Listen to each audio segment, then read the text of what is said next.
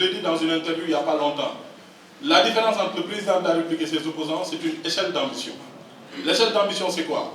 Dans les années 2000, Idrissa Seck nous proposait peut-être des stratégies de croissance accélérée, des grades de convergence.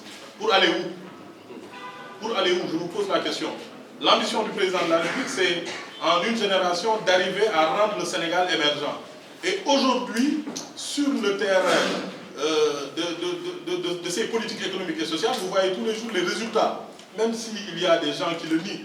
Une croissance, ça ne se nie pas. Une croissance, ça ne se mange pas, c'est vrai, mais une croissance permet de manger. Ça, c'est une réalité. Sans croissance, vous ne pouvez pas augmenter votre endettement.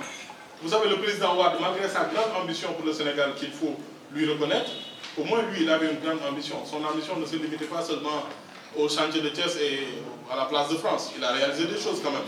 Mais la différence, c'est l'échelle d'ambition. Entre 2000 et 2012, nous avons vu que les partenaires techniques et financiers lui ont fait confiance, mais dans une limite de 3 800 milliards en 12 ans.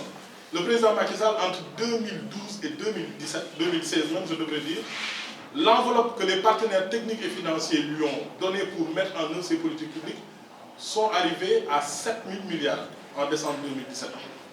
Donc c'est en fonction de votre ambition et en fonction de votre crédibilité qu'on vous prête. L'adage dit, on ne prête qu'aux riches. Est-ce que le Sénégal avait assez de projets? Peut-être non.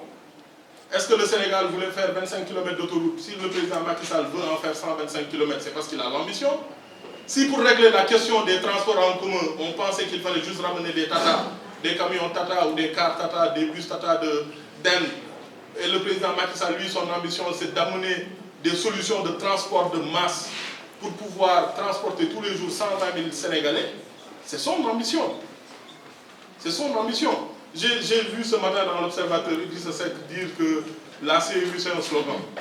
Vous savez, dans le parcours d'un homme se reflète un peu peut-être sa manière de voir la politique publique, de voir l'action publique.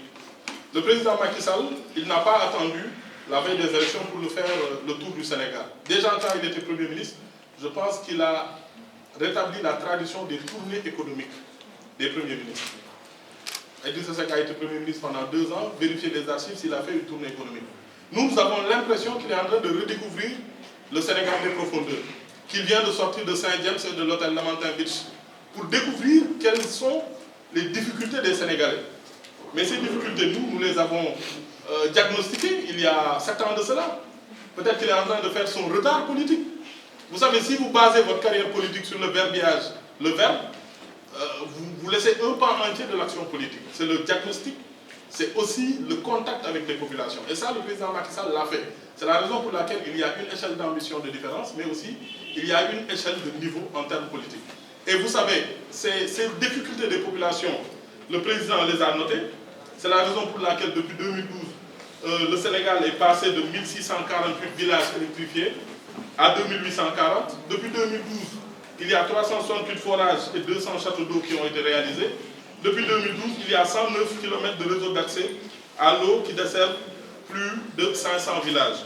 Je veux en ajouter que ces populations défavorisées, on a l'impression aussi qu'il y a des hommes politiques qui ont une dent contre les populations défavorisées. À chaque fois que le président de la République sort une politique publique, une idée pour résorber les inégalités, parce que pour le président de la République, la justice sociale c'est une conviction, ce n'est pas un argument politique, c'est un credo, c'est un sacerdoce pour lui. C'est la raison pour laquelle 300 000 familles ont bénéficié de la bourse familiale, 47% des populations du Sénégal ont bénéficié d'une couverture maladie ou d'un traitement dans le cadre d'une couverture maladie. 24 500 Sénégalais ont bénéficié de cartes d'égalité des chances. Eh bien ça, c'est notre réponse. Nous n'avons pas le temps d'écrire, mais nous avons le temps d'agir. Ceux qui ont le temps d'écrire, on leur laissera les livres et les librairies. Nous l'avons fait peut-être quand on en avait le temps. Aujourd'hui, nous gérons des responsabilités. Nous devons rendre compte de ce que nous faisons et nous le faisons avec responsabilité. C'est la raison pour laquelle cette échelle d'ambition ne sera jamais la même. Voilà, je vous remercie.